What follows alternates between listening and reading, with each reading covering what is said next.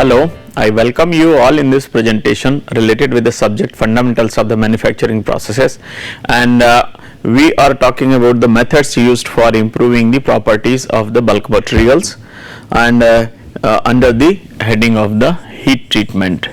So we have talked about the three types of the heat treatment processes, namely annealing, normalizing and quenching, or it is also termed as hardening. Since the hardening is one process, hardening or quenching is one process where a thermal transformation takes place from austenite to the martensite. This is the diffusionless transformation leading to the increase in hardness, and in this process the change in crystal structure from FCC to the BCT, body centered tetragonal structure, takes place, and greater is the, so this BCT is basically the distorted version of the BCC. So greater is the distortion or the lattice strain induced due to the forced supersaturated solid solution of the carbon in iron. Greater is the lattice strain experienced by the martensite, and because of which there will be greater increase in the hardness as well. But as I have also discussed in the hardening, that tensile residual stresses are developed at the surface. It causes increase in hardness, but increase in hardness is also coupled with the reduction in toughness as well as ductility. So for many applications, if there is a loss of toughness and ductility, then the steel component heat treated for hardening by hardening treatment cannot be used for the many engineering applications, despite of having very good hardness and strength. Therefore it becomes important to deal with the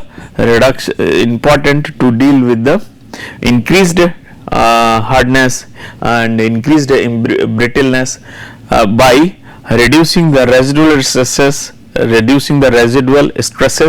and reducing the hardness marginally, while inducing the toughness and ductility, increasing the ductility. So this is the goal of the tampering. So when the steel after the quenching is subjected to the tampering operation, it reduces the residual stresses, marginally reduces the hardness, marginal reduction in strength is also observed, but at the same time the improvement in toughness and ductility is observed, because hardening leads to the significant reduction in toughness and ductility, which may lead to the abrupt failure under the impact conditions of the hardened steel. Therefore, to induce some extent of the ductility and toughness, tampering treatment is carried out. So basically it is tampering. Normally the quenching and tampering are the couple words. After the quenching, normally the tampering is carried out.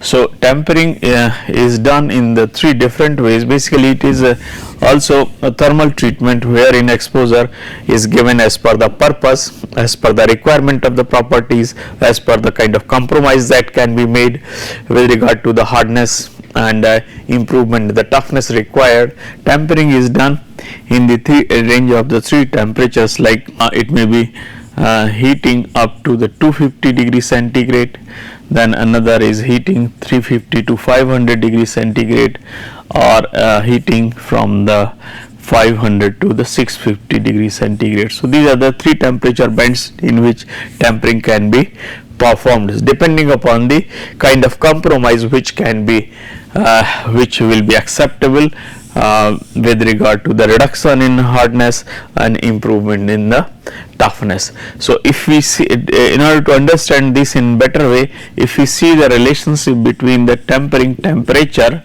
at which it is held and the kind of variation in the hardness as well as the toughness which is observed. So toughness normally in joule, and the hardness is measured in terms of the, like say, HRC. So in general, for simple plain carbon steels, there is a continuous drop in the, so like say the 200, 400, 600, 700. This is the kind of temperature say, and the temperature scale in the x-axis and the property variation in the y-axis in terms of the hardness and the toughness. So if we see what kind of the changes in the hardness and toughness take place with the increase of the tampering temperature. So what is normally observed, that there is a continuous drop in the hardness of the steel during the tempering. Say 60 or 65 HRC hardness is realized after the quenching, then during the tampering there is a continuous drop in the hardness with the increase of the tampering temperature. So depending upon the kind of the hardness required and the extent of the drop is acceptable, here it may be like say the 20 HRC, and on the other hand there is a continuous increase in the toughness like this. So this kind of the increase in toughness is observed for the plain carbon steels. So here the toughness will be increasing and the hardness will be decreasing. So as per the combination of the improvement in toughness and the compromise in ductility, if the marginal drop in the hardness and marginal increase in the toughness is acceptable, then the low tampering temperature is selected, and significant improvement in the toughness and a greater loss in the hardness is also acceptable, then we go for the higher tampering temperature. So higher tampering temperatures will be leading to the significant improvement in the toughness, but greater loss in the hardness is also encountered. If we consider the another kind of the steel wherein like say some the secondary some carbide forming elements are present, then secondary hardening is also observed, especially 500 to the 600 degree centigrade temperature range. So in that case, if the case is not of the simple carbon steels, but if it is related with the alloy steels where carbide forming elements like vanadium, tungsten, chromium, molybdenum are present, then these elements at a higher temperatures start forming their carbides, and which in turn improves the improves the hardness. So for the secondary for the steels, for the alloy steels with the carbide forming elements, the variation in the tempering temperature versus hardness and the toughness, this variation is found to be like initially it decreases because there is no formation of the carbides, but subsequently at higher temperatures the secondary hardening starts. So this the second peak that is obtained corresponds to the like this is corresponding to the 500 to about 600 or 650 degrees centigrade. Before that, since there is no formation of the carbides, secondary carbides, therefore it leads to the drop in the continuous drop in the hardness up to some temperature of say 450 to 500 degrees centigrade. Similarly, the improvement in the toughness, if you see improvement in the toughness is continuous, then it gets flattened, means there is no major change in the hardness, or even there may be marginal the drop in the hardness can occur due to the formation of the secondary carbides. So depending upon the kind of steel being used for that after the hardening, which type of the steel is being tempered, we get the variation in the hardness as well as the toughness as a function of the tempering temperature. What happens during this process, that is what we need to understand.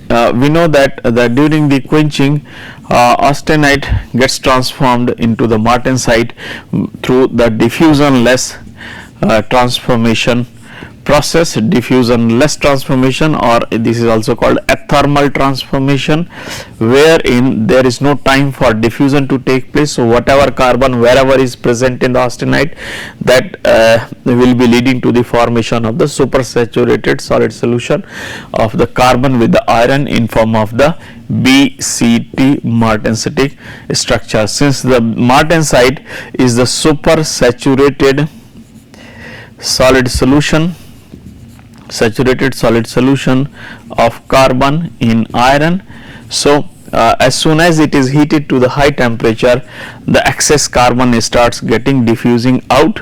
So the diffusion of the carbon from the martensite leads to the this will be reducing the lattice strain of the BCT structure of the martensite, and the diffused carbon starts reacting with the iron to form one type of carbide, which is called epsilon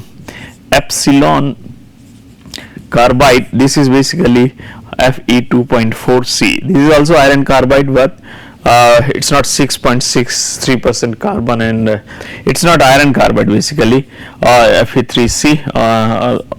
It's not the cementite, but it's a different kind of the iron carbide, which is known as epsilon carbide, which is formed as a result of the diffusion of the carbon and interaction of the carbon with the iron. So martensite with the reduced lattice strain is formed during the heat treatment process. So depending upon the tampering temperature, the extent of the diffusion of the carbon from the martensite will be occurring. If the tampering is done at the too high temperature, then martensite finally will be forming the ferrite plus the epsilon carbides, and if further prolonged, the tampering can lead to the spheroidization. So this will be simply leading to the softening of the steels. So the purpose of the simple tampering is to reduce the residual stresses, increase the ductility, increase toughness with the marginal drop in the hardness and strength. So this is invariably carried out in all hardened and quenched steel samples in order to improve the ductility and improve toughness. There are two additional type of the special heat treatment processes. These are called os tampering and mar tampering, and both these result in very good strength, ductility and the toughness in the steel, and also the extent of the residual stresses being developed due to the hardening and quenching, they are also reduced significantly when os tampering is carried out. So we will see the basic principle of the os tampering. In os tampering, basically the steel is heated to the fully austenitic homogeneous austenitic state, and if you see the transformation diagram like this, we are aware of the triple T diagram, like or isothermal transformation diagram. It goes in like this, wherein we have this as MS temperature, and this is as MF temperature, and this is the nose, and here we have the coarse perlite. Here we get the fine perlite, here upper bainite, and here we get the lower bainite. Our lower bainite is basically the fine bainite, which results in the insignificant hardness and strength, like 50 to 60 HRC, 40 to 50 HRC, 30 to 40 HRC, and 20 to 25 HRC. This is the kind of variation in the hardness, and here it will be leading to the 60 to 65 HRC for the martensitic, for the hardness due to the martensitic transformation in the steels. So now if you see, if the steel is directly heated to the austenitic temperature, and then it is cooled at very high rate, so that it is able to bypass the critical cooling rate and nose off the triple T curve, and then it will be leading to the transformation below the MS temperature, and transformation will be completed into austenite. So here complete austenite to martensitic transformation will be taking place, but this leads to the significant increase in hardness, increase in strength, but at the cost of the toughness and at the cost of ductility as well. So this also induces the residual stresses, tensile residual stresses in case of the through section hardening, steel. So this is not favorable in the sense. Further, high cooling rates also increases the distortion tendency and cracking of the steels. So in order to overcome these issues related with the simple hardening, what is done is steel is quenched from the homogeneous austenitic state to the temperature just above the MS temperature. So say the bath is kept, if MS temperature is 300 degrees centigrade, so at 350 degrees centigrade bath is kept and the sample is quenched in the bath kept at above the MS temperature, and then it is held for sufficient time. So whole of the section will be homogenized with regard to the temperature, and then it will be transforming into the lower bainite. So austenitic transformation to the lower bainite occurs in case of the aust tampering, and thereafter once this transformation is complete, it is cooled down to the room temperature. So there are two beneficial aspects related with the aust tampering. Quenching means quenching in bath at temperature above the MS temperature, holding at that temperature, holding at the temperature above the MS temperature till austenite transforms into the lower bainite. So this leads to the homogenization and transformation occurring in across the section as a function of time without differential cooling rates being experienced by the component at the surface and at the core, and because of this what we find that the residual stresses, distortion tendency both get reduced, and since it is the lower bainite which is formed, so it leads to the significant increase in hardness but without much drop in the toughness and the loss of the ductility. So there is no major drop in the toughness and ductility with regard, while the significant increase in hardness is realized through the bainitic transformation. So when the bainite is formed, we get very good strength, very good hardness, at the same time toughness and the ductility are also good, means these are not compromised very badly in case of the aust tampering. And the uniformity of the temperature across the section is basically responsible for reduced residual stresses and reduced distortion tendency in case of the aust tampering. Now the next treatment is the Mar tampering. In case of the Mar tampering also, the triple T diagram is used like this: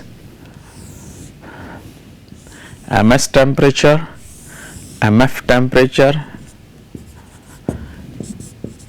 temperature, time, perlite start, perlite finish, coarse perlite, fine perlite, upper bainite, lower bainite.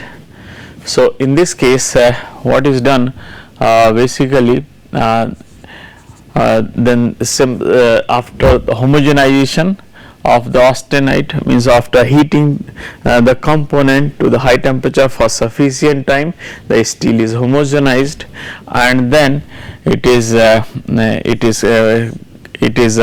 quenched in a bath kept at above the MS temperature. Once it gains the uniformity in the temperature, then it is quenched in the another bath kept below the MF temperature.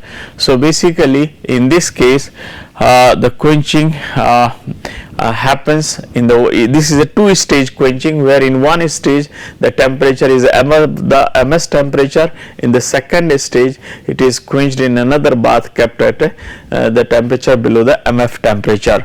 So this reduces the severity of the quenching severity of the quenching is reduced, because quenching is not directly from say 800 degrees centigrade to the minus 10 degrees centigrade, but in this case quenching is first done from 800 to 300 degrees centigrade and then 300 to the minus 10 degrees centigrade. So this basically reduces the differential cooling rates being experienced by the surface due to the drastic quenching from 800 degrees centigrade to the minus 10 degrees centigrade. So when we use the two-stage quenching, it helps to have the better uniformity across the section and reduce the differential rate of the cooling at the surface and the core, and because of this it reduces the residual stresses as well as the distortion tendency is also reduced. So in the second stage quenching, when the sample is taken out and quenched in a bath at another in another bath, then the transformation from austenite to the martensite will be taken, and after holding at this temperature, then sample is again subjected to the heating to the high temperature. So this again holding is done basically for the tampering purpose. So the tampering of the